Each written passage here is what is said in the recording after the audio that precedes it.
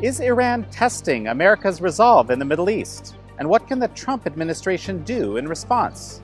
Is there a threat of war on the horizon? And what can America do to deal with cyber attacks from China?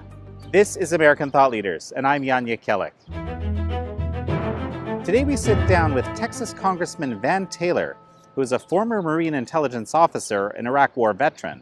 We discuss new threats to America, Iran, China, as well as Taylor's work on the Entrepreneurship Caucus and what he believes it takes to be bipartisan in today's political climate.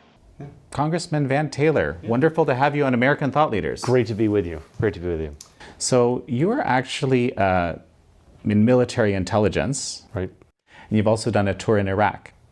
No, and I mean, clearly those experiences are important experiences, particularly given some of the world problems we face today.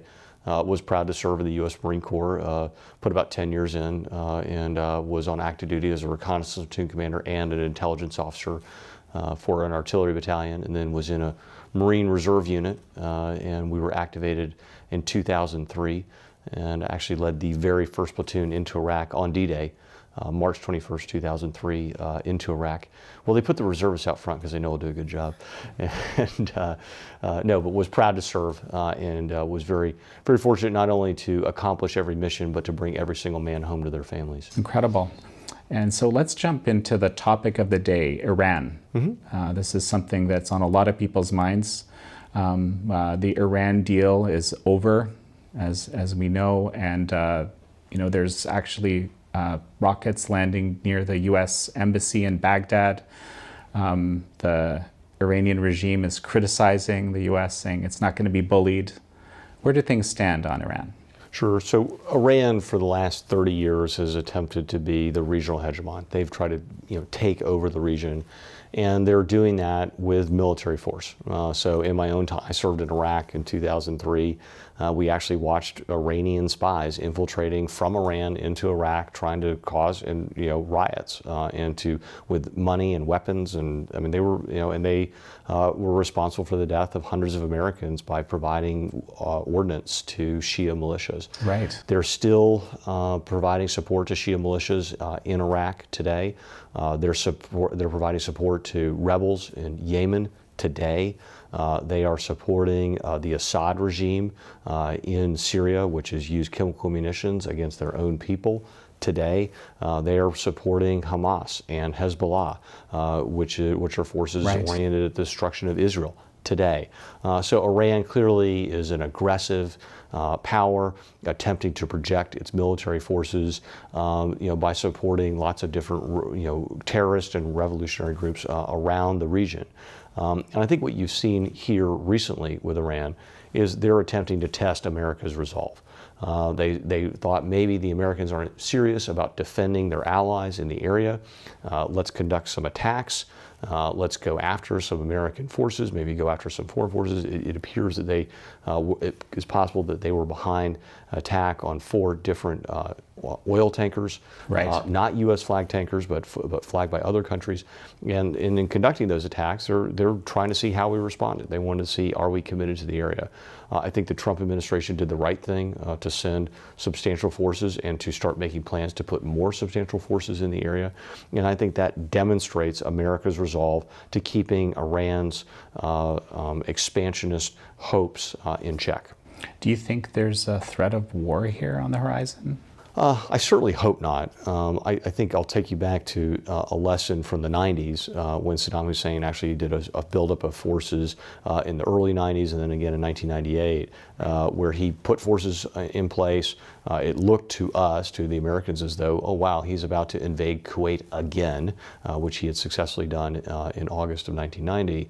And so, but the Americans put forces on the ground in Saudi Arabia, in Kuwait, which basically told Saddam Hussein, look, we're going to take you seriously. And he withdrew. He backed his forces up. He pulled them back.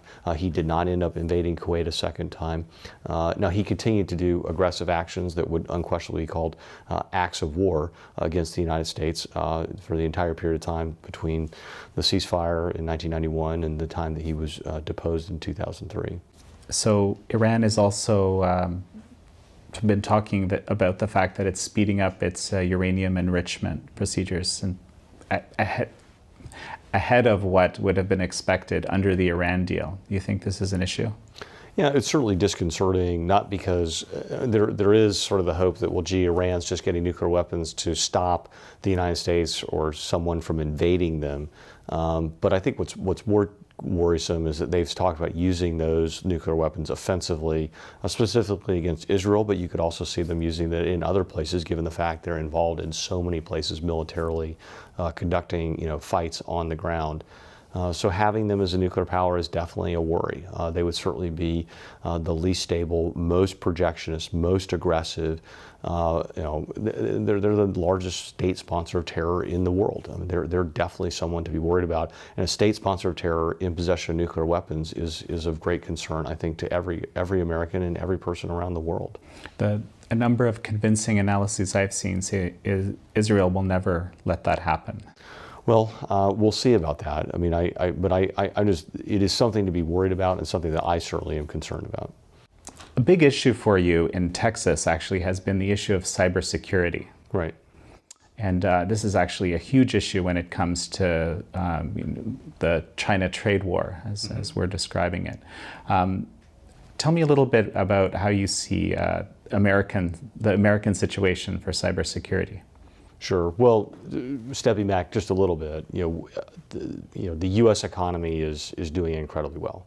You literally have 1.3 million more job openings than you have unemployed people in America, and that is going to require more and more automation, and automation in the manufacturing space, but also in the services space with using computers. And the more you put online, the more you're going to have worries about protecting the information that is online. So that goes to your question of cybersecurity. I'm very proud of my district, the 3rd District of Texas, which includes Plano and Frisco and Allen and McKinney. And in those cities, there's some really amazing cybersecurity companies and firms that are really on the front lines of trying to protect their clients, their customers, and their own data from cyber attacks. And so that's something that's a very real.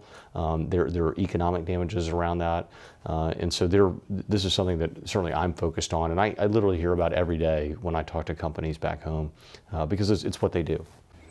Apparently, a lot of companies weren't even reporting things because they were afraid that share prices, would be hurt or they would look bad. But apparently, in a lot of ways, for a number of years, America was kind of wide open to this behavior.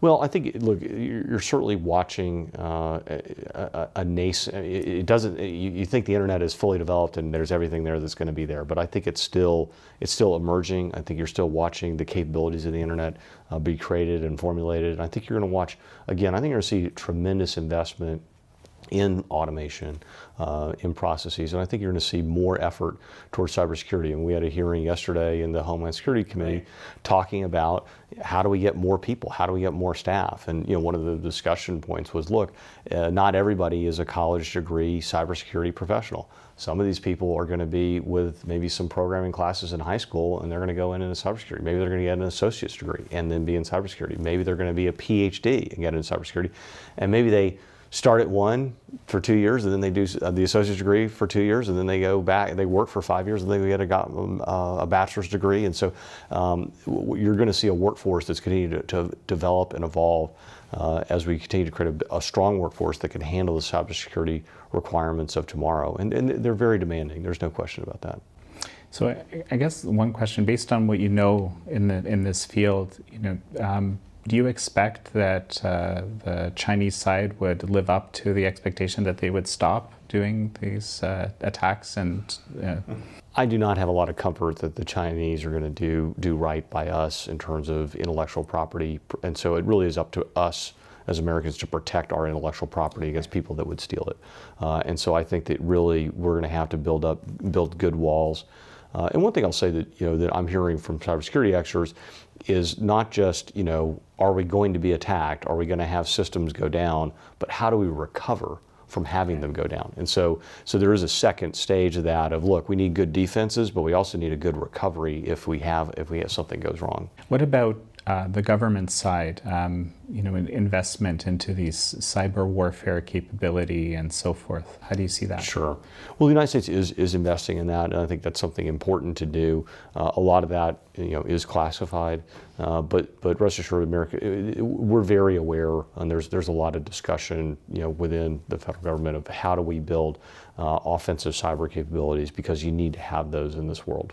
So you're seeing some kind of private government partnership to do this, or how does that work? So you are seeing, and I'm going to see this in the cybersecurity subcommittee, you are seeing some efforts to create some collaboration between government and industry, and you're also watching greater industry collaboration. So you're watching some of the bigger cybersecurity companies work together to share data on, hey, wait a minute, our system was attacked with this process. Oh wow, this other system, this other client, 4 time zones away, they were attacked by that exact same process. And so you're watching companies share more data across platforms. Originally they were more siloed in the way they were approaching things, but I think they realized that working together, they're able to provide a greater, faster defense, and then also erect walls faster to stop attacks.